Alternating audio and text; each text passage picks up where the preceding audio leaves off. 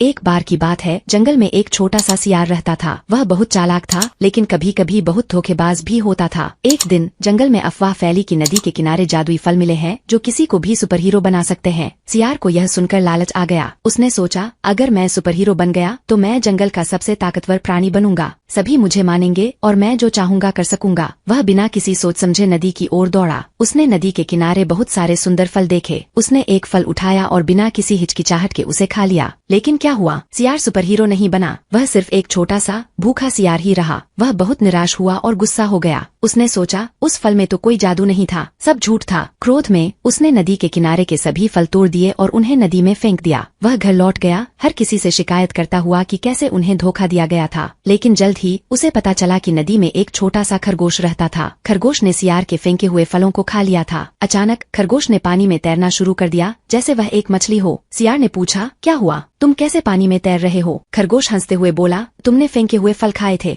वे जादुई नहीं थे, लेकिन वे तैरने में मदद करते हैं। तुमने मेरी तैरने की क्षमता खोल दी। सियार को बहुत शर्मिंदगी हुई। उसने अपनी गलती का एहसास किया। उसने नदी के किनारे जाकर खरगोश से माफी मांगी और उसकी मदद से खुद तैरना सीखा। इस कहानी से हमें यह सीख मिलती है कि धोखाबाजी और गुस्से से कुछ नहीं मिलता। हमें हमेशा दूसरों की भावनाओं का ख्याल रखना चाहिए। गलती करने पर माफी मांगनी चाहिए और सीख लेनी चाहिए। हर चीज में जादू नहीं होता, लेकिन मेहनत और सीखने से कुछ भी हासिल किया जा सकता है। तो बच्चों, याद रखें, ईमानदारी और दूसरों की मदद ही असली सुपर पावर है।